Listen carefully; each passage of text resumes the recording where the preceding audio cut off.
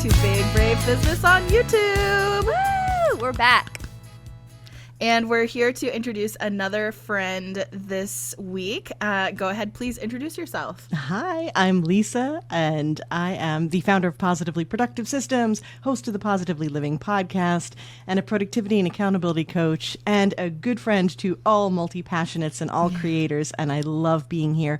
And what I'm about is not the usual productivity that you think. It's about doing less, not more. It's about doing less, living more, and breathing easier. And when I'm not doing all that fun stuff, talking about simplicity and self-awareness and systems and geeking out on that, then you will probably find me hanging out with my family, my hubby and my kiddos, being a rock star with them, not even joking. We actually have a family band. We're one van shy of being the Partridge Family. And I also love hiding from everyone and reading with an iced coffee right by my side. I love it. That's awesome. That is awesome. Well, are you ready for your rapid fire questions? I was born ready. Let's do this. All right, here we go. When you were a kid, what did you want to be when you grew up? Oh my gosh, a lawyer. Okay. So random. It is random. What's your ideal birthday present? Oh my gosh, massage or any kind of spa service. Okay. Did you play any sports growing up? And if so, what was your biggest takeaway from that experience? I played soccer, varsity soccer. I also did a little golfing and, I tried some other sports, but the takeaway was definitely working as a team and learning to be okay with losing. That's a big one. Yeah. What is something on your bucket list that you've never done? We were just talking about that, actually. I would love to be a narrator of books. And I've been in the voice talent arena before, but not narrating books. You would be so good at that. You would be so great good at that. Thank you. Thank you. What is one of your favorite accounts to follow on Instagram or TikTok? Oh, my gosh. I haven't, not so much with the TikTok yet. That's mostly friends, but I'm trying to think of something. I follow so many friends. How about Sarah's? There you go.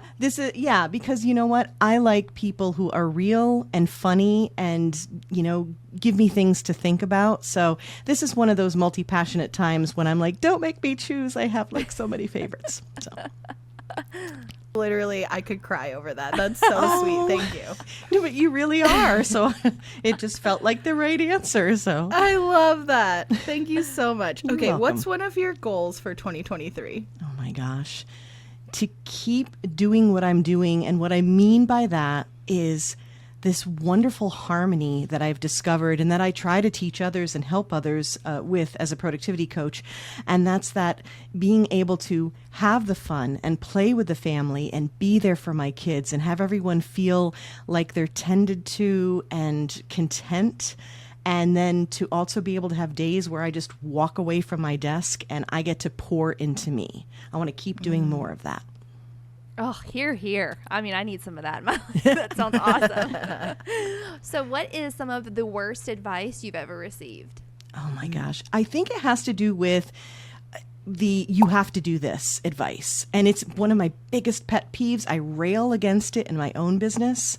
The whole 10x your productivity, like that's in my zone, but just anything. It could be having to do with a diet, you name it, where it's like, oh, I did this and it worked and you have to do this. It grinds my gears. Yeah, we agree. Totally. We agree. What is one of your most unpopular opinions?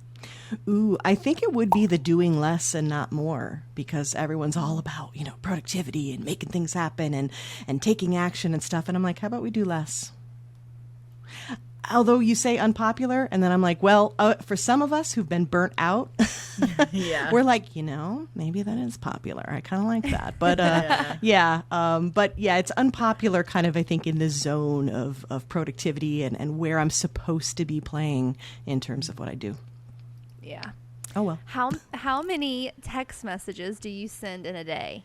Oh my goodness. Just There's to no my shame. husband alone? And when you say text messages, do you also include things like WhatsApp to my biz bestie and like Voxer Let's messages. include it all. I'm going to say that counts. Yeah. Right? I mean, okay. So let's just say it's probably an average of like 5 to 10 to the biz bestie. And then some of my other biz friends that I have, probably the same for them. So, and then what? My husband, he needs to know things like where he needs to be and what's happening, right? Because mental load and I run everything. Oh, well, I'm know. not good at math. So what was that, like 700? I'm not sure. I love that for you. What is one of the proudest moments in your business? Oh my gosh.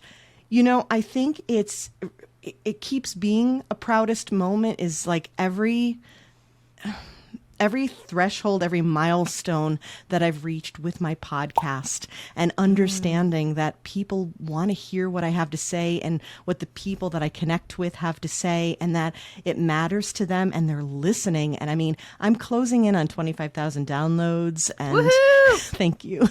And it just every time it's like a new one.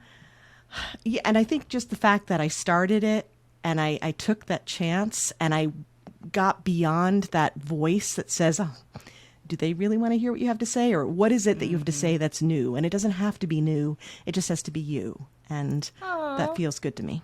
Yeah. That's so good. You're dropping so many little nuggets of wisdom in these questions. Speaking of mental load, what's for dinner tonight?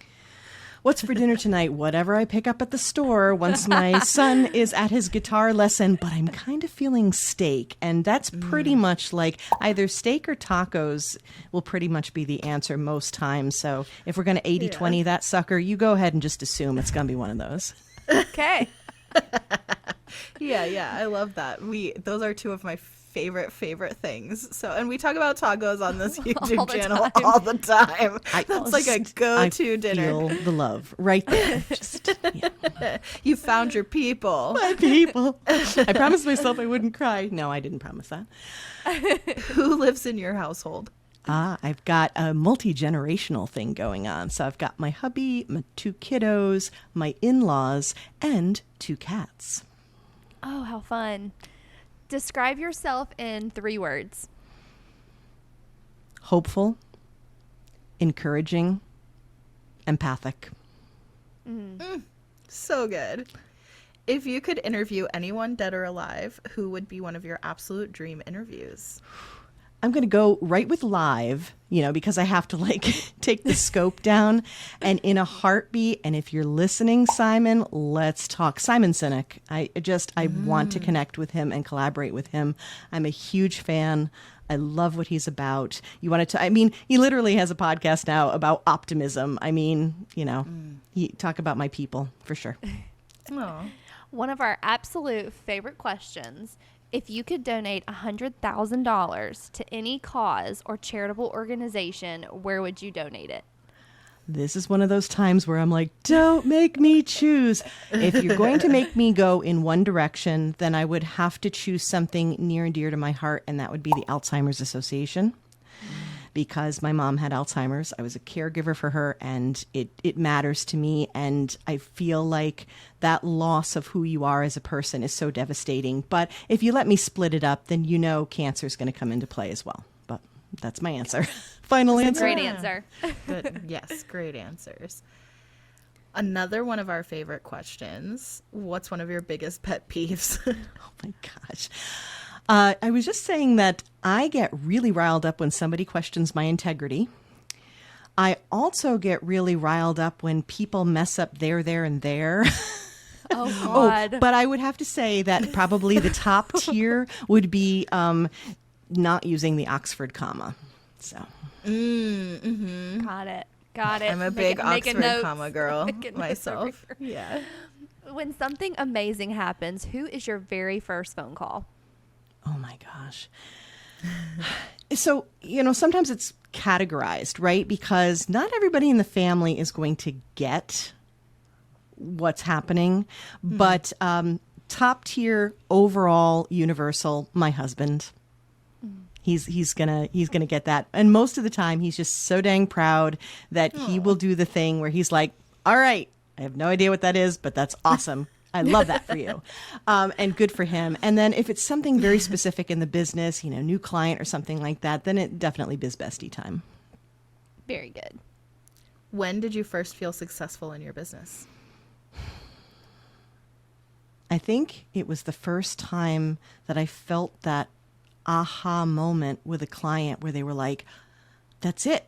It changed something in them and their lives. And then they were able to come back and say, I was able to say no, or I was able to find something I was looking for. I was able to, do something for my family that I couldn't before. This shifted and changed. This was so important for my family or for me. It was that moment, and those are little moments. It reminds me a bit of when they're saying you have the talk with your kids. I'm like, no, you have multiple talks with your kids. And so those are multiple moments of success for me. But that first time someone was like, I get it. You helped me with this. This is amazing. And I was like, I want more of that. I want more. Oh, that's awesome.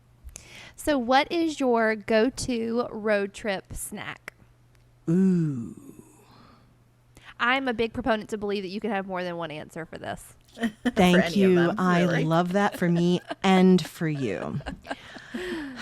So here's the thing. Sometimes when I'm low carbing, it's not going to be the chips and stuff. So I am kind of a cheese stick kind of fan. But I got to tell you that the thing that I couldn't do a road trip without is one of my favorite things ever. So you can just categorically put this through any question that has to do with what do you really like? What do you always need to have? That would be iced coffee. And very specifically, Dunkin' Donuts iced coffee if we can make it happen. Okay. So okay. I call it a snack. Yeah. Yeah. I'm a big My lover of family coffee. calls it necessary. What's your best tip for marriage or relationships? That it's not 50-50. It's 100-100. You just put in what you can. You show up and you have the faith that when you give that much and you're with the right people, that they'll give that much. And then when each of you are depleted in different ways, they'll find a way to help build you up and vice versa. Oh, that's great. In your opinion, what is the best kept secret to business success? That simple is actually more valuable than complex. And that's a bit biased because it's part of what I teach, but I truly, truly believe it. We step into businesses and say, what do we need to do? And we look outward and look at everybody and oh, that looks good. That looks good. And sometimes it's with the best of intentions and we're so excited. But really, the simpler the better, because what our people need from us is help to get to whatever next level or to get the thing that they want or to ease the pain, whatever it is they need from us. It doesn't have to be fancy or complicated to give them that solution. And it's much easier and better for you if it's not complicated either. That's a great answer. Great answer, and I think a great place to close the video. But thank you so much for joining us. And if you want to connect with Lisa, you can definitely get all her information in the description box below. Make sure you also support her and us by giving this video a thumbs up. Subscribe to the channel if you haven't already, and hit the bell for notifications so you get notified every time we release a new video every Wednesday. Make sure you check out our podcast as well. Totally different content. Anywhere you listen to podcasts, we're Big Brave Business, and we'll see you next week. See you soon.